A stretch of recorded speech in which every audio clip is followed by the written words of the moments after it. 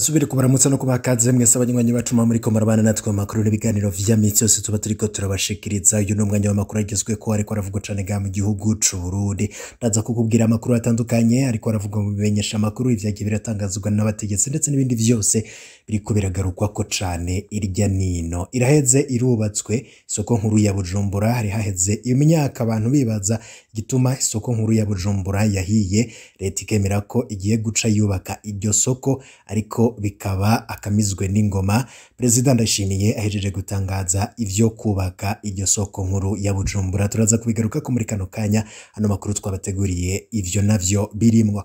Muri makuru turaza kubabwira ivyatangajwe n'umushikiranganje w'intwaro hagati iterambere rusangi n'umutekano Gervas Nderakobuca ku kibazo cyo kwiyunguruza mu gisagara ca Bujumbura hagiye kuzanwa izindi modoka nshasha mu gisagara ca Bujumbura turaza kumviriza ivyo Gervas Nderakobuca umushikiranganje w'intwaro hagati iterambere rusangi n'umutekano bataziranda kugarika yatangaje kuri izo modoka zigiye kuza zisubirira imodoka z'amahiyasi ndetse na za kwasteri zishaje zibonekeza gacane mu gisagara ca Bujumbura turaza kubikurikira muri ano makuru twabiteguye mu birabana n'agateka kazi na muntu. Human Rights Watch yatangaje ko mu gihugu c'u Burundi ubwicanyi bubandanya turaza kugaruka kuri raporo ndende yashizwe ahabona n'ishiramwe mpuzamakungu riharanira uburenganzira bwa kiremwa muntu. Human Rights Watch ryagiriza inzego zijejwe umutekano mu Burundi kubandanya kwica kubarezi gufa ndetse no gupfungira ubusa abatavuga rumwe n'ubutegetsi. Vyose twabiteguye muri ano makuru muraza kubikurikira mu buryo bw'idonido n'amakuru menshi cyane ariko aravugwa hirya n'ino ngenda ngushikiriza yo yatangajwe mu menyesha makuru ndetse n'ibindi biba biriko biragarukwa ko cyane totegerezwa gukora conyene no gufyonda kuri subscribe twashira ko inkuru ikagushikira mu bambere turazi ko mukunda amakuru n'ibiganiro mwene nk'ibi tuba turiko turabashikiriza kagumereshe kuri yacu kandi yanyu ya ICTV niba tarafyonda kuri subscribe gose wobanza ukamanuka muzi no video karabandi jambo sabone niba ukoresha YouTube y'igifaransa nayo ukoresha YouTube y'icongereza ukarabandije ahanditse subscribe maze ugafyonda ko igihe cyose dushize ko inkuru ikagushikira mu bambere turazi ko muba mukurikiye amakuru n'ibiganiro tubashikiriza vya misi yose sawe kaze rero mwidonido mu makuru ngira ndagushikirize. Hari haheze imyaka havugwa ikibazo cy'isoko nkuru ya Bujumbura iyo soko yarahiye iratokombera yose ndetse bamwe bakanagiriza bamwe mu bategetsi bakuru b'igihugu ngo ko bo barabigizemwo uruhara ariko ivyo bikaba vyaragiye bikunda kuvugwa n'abatavuga rumwe n'ubutegetsi bwa CNDD-FDD yabona bamwe hari n'abavuze ko ngo imodoka izimya umuriro ngo yari yagiye kuvomerera amashugwe yo kwa General Bunyoni. Haravuzwe ibitari bike kugusha kw'iyo soko nkuru ya Bujumbura bakibaza none kuki hamaze igihe iyo soko itubakwa. Hari ndetse na bamwe mu bategetsi bumvikanye bavuga ko ngo kugusha kw'iyo soko ngari ukugushaka kw'Imana ngo yarahiye kugira bubake yindi soko nziza ibereye. Ivyo bamwe bakaba baragiye banenga izo mvugo zabo bategetsi. None umukuru w'igihugu c'u Burundi Evariste Ndayishimiye ahejeje kugira ivyo avuze ku kubaka iyo soko nkuru ya Bujumbura.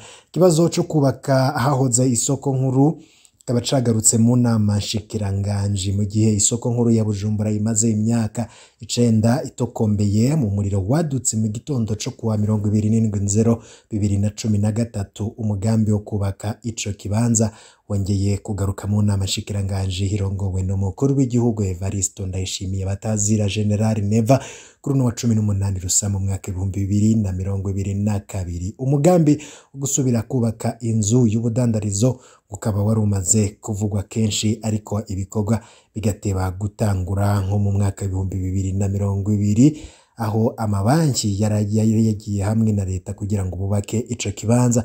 Perezida Ndayishimiye akaba yavuze ko ivyo bikorwa bigiye kwihutishwa kugira iyo soko nshasha yubakwe kandi ico kibanza cubakwe kuko ngo ni kibanza cyari giteye ikibazo kuko kiri ahantu heza mu gisagara ca Bujumbura ariko hakaba hari haramerereye ivyatsi bikaboneka ko ngo vyari umwanda. Bamwe rero bakavuga ko ngo vyari biteye isoni ariko no kurindira tukaraba. Hakaba hatangajwe ko rero ngo icatumye biteba ari ukugira hazubakwe isoko hazubakwe inyubakwa nziza y'akarorero yo kuregwamwo n'ibindi bikorwa bitandukanye.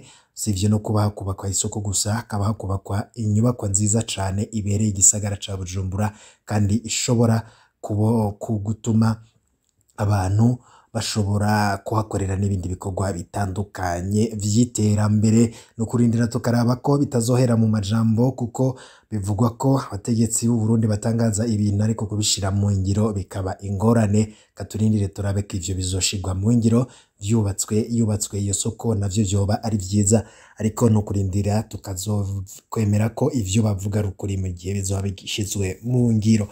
Dutandukire nawe kubwiye ko hagiye gushika imiduga mishasha mu gisagara ca Bujumbura. Umushikiranganje w'intwaro yo hagati n'umutekano iterambere rusangi Gervas Ndirakobuca akaba yamenyesheje ko hari imiduga minibisi iri kwegeranwa kugira izoze ije kunguruza abantu mu gisagara ca Bujumbura hagati. Gervas Ndirakobuca akaba yabishikirije mu nama n'abakenguza amateka yariko yibera mu ntara ya Gitega. Hama kandi ya miduga ishaje yo mu bwoko bwa Hiace na Coaster zikazoca zikorera ku mpera y'igisagara. Bamwe rero bakabavuga ko vyoba ari vyiza cane kuko mu gisagara hakunda kwibonekeza imiduga ishaje iriko ita inzugi ndetse imirango yayo igenda ivako. Bamwe bakibaza ibi bintu kuki bikiriko biribonekeza kandi hari abategetsi bategerezwa gufata ingingo ruhasha kuri iyo miduga vyagiye biboneka ko ishaje.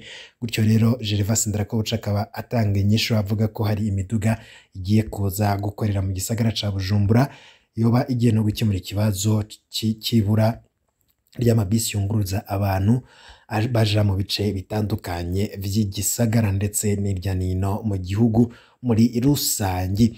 Naranabikubwiye ko nza kukubwira ku nkuru nanone kuri raporo yashizwe ahabona n'ishirahamwe mpuzamakungu riharanira uburenganzira bwa muntu Human Rights Watch ikaba yagiriza inzego zijejwe umutekano mu Burundi kubandanya kwica, kuboreza igufa ndetse no gupfungira ubusa batavuga rumwe n'ubutegetsi. Muri iyo raporo iryo shirahamwe ryasohoye kuri uno wa gatatu ryerekana ko ayo mabi akogwa n'abakozi b'iperereza, abapolisi hamwe no guharuka rw'umugambwe uri ku butegetsi Imbonerakure. Turetse abari mu migambwe itavuga rumwe n'uburi ku butegetsi, ishirahamwe Human Rights Watch rinamenyesha ko hari ubundi murwi w'abantu wibasiwe n'ayo mabi, abantu bikekwa kuba bakorana n'imigwi yitwaje ibirwanisho. Iryo shirahamwe rifise icicaro muri Leta Zunze Ubumwe za Amerika ryemeza ko abategetsi b'u Burundi mu kugwanya abantu n'imigwi yitwaje ibirwanisho bateye abasivile canke abagize inzego z'umutekano bashizemwo inguvu zirengeje, ngo ntivyabagwa rero nabi bikaba bitarakozwe neza. Bakanavuga yuko rero ngo ivyo vyose vyatumye habaho ukwerekana gushaka guke mu gushengeza imbere y'intahe abakoze ayo mabi. Kubwa Human Rights Watch ivyo ngo nuko biba kandi iryo shirahamwe ryarabiboneye ryaravyiboneye rirongera riratohoza risanga nukuri amashusho ya video abonekamwo abasivile n'abapolisi bigamba ko bazimanganirije ubuzima abantu. Human Rights Watch yemeza ko abatari bake mu batanga buhamya ngo bababwiye ko bafungiye mu bibanza bitazwi, abandi bisanga mu busho bw'iperereza batazi ico bazira. Kubw'uburyo rero bwo kwiharira ko iryo shirahamwe rikaba riharanira agateka ka zina muntu, rikaba rimenyesha ko mu myaka ibiri iheze habaye ikibazo gikomeye cane, ndetse nko ku nkengera z'uruzi Rusizi hagiye harahinduka nk'amarimbi, aho hagiye haratorwa ibiziga bitari bike vy'abantu bagiye baricwa.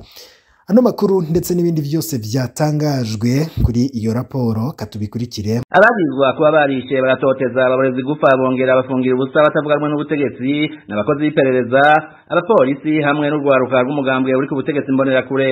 Turetse abari mu migambwe itavuga rumwe n'uri ku butegetsi, ishirahamwe Human Rights Watch rinamenyesha ko hari n'uwundi murwi w'abantu wibasiwe n'ayo mabi, abantu bikekwa kuba bakorana n'imirwi yitwaje ibirwanisho. Iryo shirahamwe z'icicaro muri Leta Zunze Ubumwe za Amerika ryemeza ko abategetsi b'u Burundi mu kugwanya abantu n'imirwi yitwaje ibirwanisho bateye abasivile canke abagize inzego z'umutekano bashizemwo inguvu zirengeje, ntivyabarwa nabi kujaniranya kandi berekana ugushaka guke mu gushengeza imbere y'intahe abakoze ayo mabi. Kubwa Human Rights Watch ivyo nuko biba kandi iryo shirahamwe ryariboneye ryongera ritohoza risangana ukuri. Amashusho ya video abonekamwo abasirikare n'abapolisi bigamba ko bazimanganirije abantu ubuzima. Human Rights Watch yemeza ko batari bake mu vyabona bayibwiye ko hari abantu bafungiwe mu bibanza bitazwi, abandi bakisanga mu busho bw'iperereza batazi ico bazira.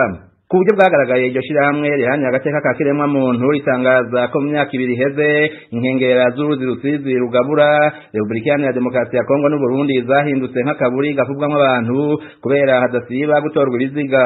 Ijwi rya Amerika ryashatse kumenya niba Human Rights Watch ibifitiye ivyemezo maze ryakura Clémentine de Montoyer umushakashatsi yakora ku bibazo by'u Burundi n'u Rwanda muri iryo shirahamwe. Nos rapports sont constitués de cas documentés. Raporo zacu zishingira ku bintu twatohoje bivanye n'ukuntu amatohoza yigenga agoye uyu munsi bishoboka ko ivyo twamenye ari bike cane twarandikiye abategetsi kugira abagira ico bavuze n'ingingo bafata ariko nta nyishu twarose. Niko yabwiye Ijwi rya Amerika. Ayo makenga Cheikh niko yagize umukuru w'ishirahamwe rigiteka arayemeza muri raporo y'umwaka iryo shirahamwe ry'abarundi rihani agateka kazina muntu rimenyesha ko abantu bishwe barenga 150 mu kiringo c'umwaka hatavuzwe ababuriwe irengero n'abafungiwe ubusa. Ishirahamwe rigiteka ryashoboye gutohoza ku bantu 150 na bane bishwe haba abantu 52 banyurujwe amazima yongo 89 abaragiriza furambi 124 barahohoterwa mwe twita torture. Ariko umukuru w'ishirahamwe Foricon F rimwe mu yakorera mu ntara zose zigize Burundi nta ry'umunwa kubwiwe ikicegeranyo gishingiye ku nyungu za politiki. Hakizimana kuniko yabisiguriye Ijwi rya Amerika. Ndetse kuvuga ko ari cegeranyo kibabaje ni cegeranyo by'ukuri ubona ko twovuga ko kirimo politiki itwebwa nk'ishirahamwe rihana agatakaza muntu mu gihugu turemeza ko agatakaza muntu no musi tuvugana kateye intambwe mbere na leta ihari urabona ko ifise ishaka ryo gusimbataza agatakaza muntu hama tubagira kuvuga ko twama tubona hari abahanwa bagiriza ibyaha byo guhotera abandi. Na Domonto yabwiye Ijwi rya Amerika ko hari abakoze amabi babujijwe kubikomeza mugabo batigeze bahanwa. Un des plus grands défis au Burundi aujourd'hui reste l'impunité. Intambamyi nini hari mu Burundi mu kudahana kugira abakora amabi badahanwa bizogorana kubona impinduka z'ukuri mu Burundi. Abantu twavugishije ntibajya umunwa benshi baracabana n'ababahohoteye naho rimwe na rimwe abategetsi babujije amabi bagarukirije aho ababikoze baracidegembya bakajya umutima abo bagiriye nabi. Hakizimana arongoye Foricon F atangazwa no kubona amashirahamwe nka rwiwe abakorera amatohoza hanze batayagisha inama. Ntiyaza ko rero mu gihe boza batubaza twobabwire ukuri kubiriko biraba mu gihugu. Rero tukarangiza dushimira leta ku ntambwe yateye tugahamagira amashirahamwe mpuzamakungu kuza arabaza by'ukuri amashirahamwe azwi. Ntabwo ngo aravuga n'amashirahamwe ngo hana agatakaza mu gihugu atazwi. Birashoboka bikaba ari nyandiko muga duhamagarira amashirahamwe mpuzamakungu kuza aravuga n'amashirahamwe ari ku rubuga kandi hana agatakaza muntu adahengamye. Umushakashatsi muri Human Rights Watch ku bibazo by'Uburundi n'u Rwanda asanga abategetsi babishatse byo koroha guhagarika amabakorwa. Les autorités sont entièrement en mesure de mettre abategetsi barashoboye cyane guhagarika ayo mabi bisaba gusa kwiyamiriza amabi akorwa n'imbonerakure abashinzwe umutekano gutegeka ko ibyo bikorwa bihagarara gukora amatohoza yigenga no gushengeza abakora amabi. Ijwi rya Amerika ryashatse kumenya ico leta y'u Burundi ivuga kuri kino cegeranyo maze rihamagara umuvugizi wayo Prosper Ntarwamiye ku murongo wa telefone muri make yagize ati ntaco tuvuga kuri iyo raporo. Human Rights Watch muri iyo raporo yagaye cyane ibikorwa by'imirwi yitwaje ibirwanisho maze isaba kureka kugira ibitero ku basivile n'inzego z'umutekano ikemeza ko ivyo bikorwa biri mu bihangamira agateka ka kiremwa muntu mu Burundi. Leta iryo shirahamwe rihamagarira gushengeza mu butungane abafatanywe ibirwanisho aho kubacira ku buhombo. Umuryango w'ubumwe bwa Buraya usabwa gushira mu masezerano yawo n'u Burundi ingingo zivuga ku mabi yakorwa n'abakozi ba leta na cane yamiriza ubwicanyi ugufungira abantu busa kubabareza gufa no kubanyuruza. Amakungu muri usangi nayo asabwa gushiraho izitonderwa biboneka leta y'u Burundi yo kwisunga mu kwerekana utwigora ikora mu kugwanya ihonyangwa ry'agateka kazina muntu no gukubita intahe mu gahanga abakora amabi. Mu minsi heza Departement ya Leta ya Amerika yari yasohoye icegeranyo kivuga ku mabi nkaya ariko yo yanavuze ko habaye utwigoro tuboneka two guhana bagizwa amabi kuva President Ndayishimiye yarewe ku butegetsi mu kwa gatandatu umwaka wa 2020. Na Human Rights Watch yavuze ko habaye utwigoro itanga uturorero twamenyesha makuru barekuwe inyuma y'aho President Ndayishimiye yagiriye ku butegetsi hamwe na bamwe mu banyepolitike batavuganwa n'ubutegetsi batahutse. Eroje buri kaneza Ijwi rya Amerika. Ayo rero namwe mu makuru yaragizwe yavuga cane mu gihugu c'u Burundi mu nywanyi wacu ifuza kurajwa amambere bashikirwa n'amakuru n'ibiganiro bwene nk'ibo fyonda kuri subscribe twashirake inkuru ikagushikira mu bambere nta namwe ushobora kuronka amakuru yizewe atari ngakumenyesha kuri yacu kandi yanyu ICTV mu kanya ndaza gushikiriza n'andi makuru ariko aravugwa irya ni